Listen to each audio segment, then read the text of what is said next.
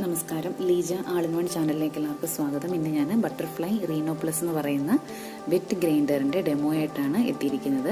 അപ്പോൾ ഇതിനകത്ത് നമുക്കൊരു 3 ഓപ്ഷൻസ് ആണ് അവർ തന്നിട്ടുള്ളത്.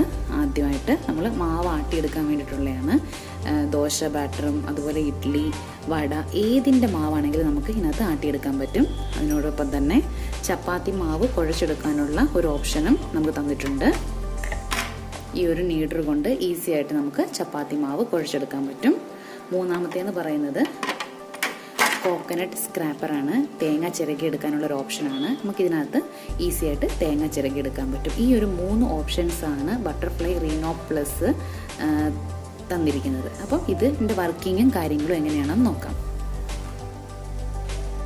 ആദ്യം നമുക്ക് ബട്ടർഫ്ലൈ റീനോ പ്ലസിൽ ചപ്പാത്തി മാവ് കുഴച്ചെടുക്കുന്നത് എങ്ങനെയാണെന്ന് നോക്കാം. അതിന് വേണ്ടിയിട്ട് നമ്മൾ ഈ ഒരു നീഡർ ജസ്റ്റ് ഇങ്ങനെ വെച്ച് കൊടുത്താൽ മതി. ഇങ്ങനെ വെച്ച് കൊടുക്കുമ്പോൾ തന്നെ അതങ്ങ് ഫിറ്റ് ആയിക്കോളും. ഇത് വെച്ച് കൊടുക്കുക. അതിനുശേഷം ഇതുപോലൊരു സ്ക്രൂ കൊണ്ട് ഇതൊന്ന് ടൈറ്റ് ചെയ്യണം. മൊത്തത്തിൽ ടൈറ്റായിട്ട് നമ്മൾ മുറുക്കി വെക്കുക. ടൈറ്റ് ചെയ്തിട്ടുണ്ട്. ഇപ്പോൾ ആവശ്യത്തിന് ഗോതമ്പ് പൊടി ഇട്ട് കൊടുക്കാം. ഞാൻ ഗോതമ്പ് പൊടി ഇട്ട് കൊടുക്കാൻ പോവാണ്.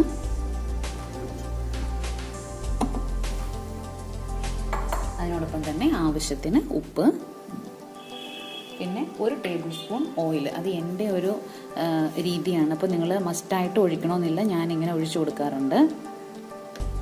1 ടേബിൾ സ്പൂൺ എണ്ണയും കൂടെ ഒഴിക്കുവാണെങ്കിൽ നമ്മുടെ ചപ്പാത്തിയുടെ മാവ് നല്ല സ്മൂത്തായിരിക്കും. അപ്പോൾ നമുക്ക് ഇത് ഓൺ ചെയ്തിട്ട് ആവശ്യത്തിന് വെള്ളം ഒഴിച്ചു കൊടുക്കാം. ആദ്യം ഫസ്റ്റ് ഇതൊന്ന് മിക്സ് ചെയ്യാം. കറങ്ങുമ്പോൾ തന്നെ അങ്ങ് മിക്സ് ആയിക്കോളും.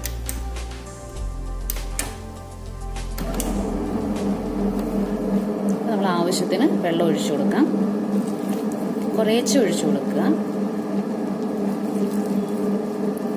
ഒട്ടും ആദ്യമായിട്ട് ചെയ്യുന്ന ആൾക്കാരാണെങ്കിൽ ഒട്ടും ടെൻഷൻ അടിക്കേണ്ട ആവശ്യമില്ല.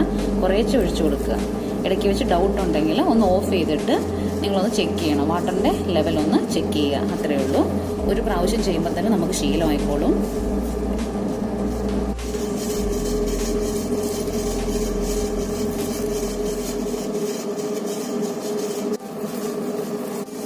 ഇവിടെ സ്റ്റക്ക് ആവുകയാണെങ്കിൽ ജസ്റ്റ് ഈ സ്പൂൺ കൊണ്ടൊന്ന് കുത്തി കൊടുത്താൽ മാത്രം മതി. പേടിക്കേണ്ട ആവശ്യമൊന്നുമില്ല. ഒരു 5-6 വട്ടം ഇങ്ങനെ ഇടന്ന് കറങ്ങുമ്പോഴത്തേക്ക് നമ്മുടെ മാവ് നല്ല സോഫ്റ്റായിട്ട് വരും.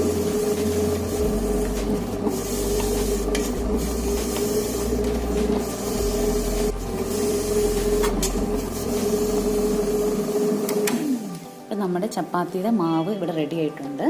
നമുക്കിതൊരു ഷേപ്പിൽ കിട്ടത്തില്ല. നമ്മൾ എടുത്തിട്ട് നമ്മുടെ കൈ കൊണ്ടൊന്ന് ഷേപ്പ് ചെയ്യണം. അപ്പോൾ ആദ്യം തന്നെ ഈ സ്ക്രൂ റിമൂവ് ചെയ്യുക. സ്പ്രിംഗ് ഒന്ന് എടുക്കുമ്പോൾ തന്നെ നമ്മുടെ കയ്യിലേക്ക് ഈസി ആയിട്ട് നമുക്ക് എടുക്കാൻ പറ്റും. നമ്മളിതൊരു പ്ലേറ്റിൽ വെച്ചിട്ട് ജസ്റ്റ് ഒന്ന് ഷേപ്പ് ആക്കുക. ഒരു പ്ലേറ്റിലോട്ട് വെച്ച് കൊടുത്തിട്ട് ജസ്റ്റ് നമ്മളൊന്ന് ഷേപ്പ് ആക്കി എടുക്കുക. അത്രയേ ഉള്ളൂ, വേറെ ഒന്നുമില്ല. അത്രയേ ഉള്ളൂ. ഇതിൻ്റെ ഒരു വർക്ക് എന്ന് പറഞ്ഞാൽ ഇതാണ്. അടുത്ത ഞാൻ കോക്കനട്ട് സ്ക്രാപ്പിംഗ് എങ്ങനെയാണെന്ന് കാണിക്കാം. ഇത് ജസ്റ്റ് ഒന്ന് കറക്കി കൊടുക്കുമ്പോൾ ഭംഗിയായിട്ട് ഇതുപോലെ ആവും. തേങ്ങ ചിരകി എടുക്കാൻ വേണ്ടി ആദ്യം തന്നെ നമുക്ക് ഈ ഒരു ജാറ് റിമൂവ് ചെയ്യണം. റിമൂവ് ചെയ്ത് മാറ്റിയ ശേഷം ഇതുപോലൊരു പ്ലേറ്റ് നമുക്ക് അവർ തന്നിട്ടുണ്ട്. അത് ഫസ്റ്റ് ഇത് വെച്ച് കൊടുക്കുക. ഇതുകൊണ്ടാണ് തേങ്ങ നമ്മൾ ചിരകിയെടുക്കാൻ പോകുന്നത്. ജസ്റ്റ് ഫസ്റ്റ് ഇതിൻ്റെ ക്യാപ്പ് റിമൂവ് ചെയ്യണം. ക്യാപ്പ് റിമൂവ് ചെയ്തിട്ട് ഇങ്ങനെ വെച്ച് കൊടുക്കുക. ഇപ്പോൾ ഓൺ ചെയ്യാൻ പോവാണ്. ഓൺ ചെയ്യുമ്പോൾ ഇതിങ്ങനെ കറങ്ങും. ഇത് തേങ്ങയാണെന്ന് വിചാരിക്കുക. ജസ്റ്റ് എക്സാമ്പിൾ ഇതൊരു കോക്കനട്ട് ആണെന്ന് വിചാരിക്കുക.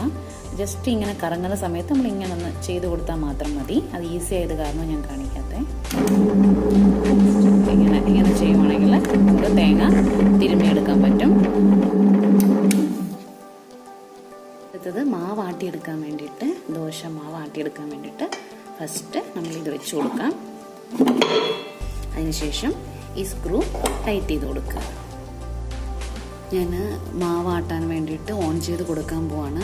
പ്രത്യേകം ശ്രദ്ധിക്കേണ്ട ഒരു കാര്യം, നമ്മൾ മാവ് ആട്ടുന്നതിൻ്റെ മുമ്പിട്ട് എല്ലാ അരിയും കൂടെ നമ്മൾ സാധാരണ മിക്സിയിലൊക്കെ അങ്ങനെയുള്ള അരി എല്ലാം കൂടെ ആദ്യമേ ഇടും. അങ്ങനെയല്ല, ആദ്യമേ ഇടുവാണെങ്കിൽ ഈ ചക്രങ്ങൾ സ്റ്റക്കാവും. അതുകൊണ്ട് ഓൺ ചെയ്തിട്ട് കുറേശ്ശെ ഇട്ട് കൊടുക്കുക.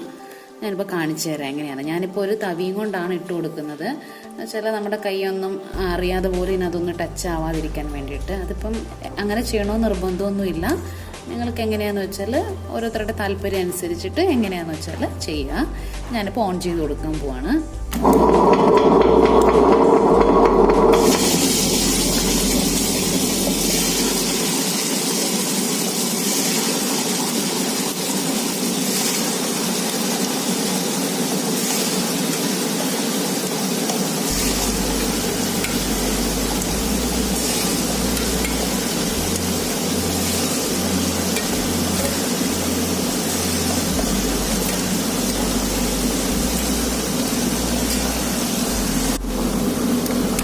ഞാൻ എല്ലാ അരി മുഴുവനായിട്ട് ചേർത്ത് കൊടുത്തിട്ടുണ്ട്.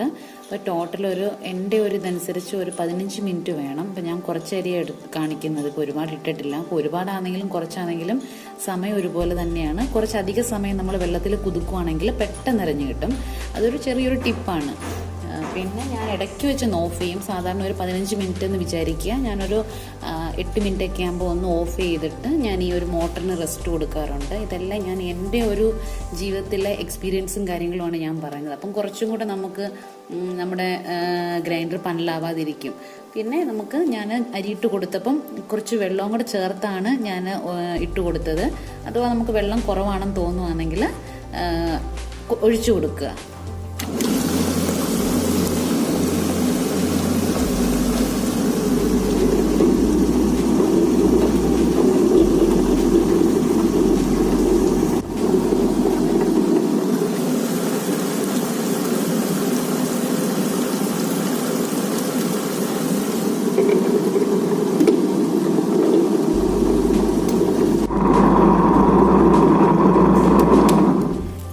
ഇവിടെ നന്നായിട്ട് അരഞ്ഞു വന്നിട്ടുണ്ട്. എനിക്ക് ഏകദേശം ഒരു 18 മിനിറ്റ് വരെ ആയിട്ടുണ്ട്. അപ്പം നമ്മൾ എത്ര സമയമാണ് നമ്മൾ അരി കുതിർത്ത് വെച്ചത് അതിനനുസരിച്ചായിരിക്കും അരയുന്നതിൻ്റെ സമയവും.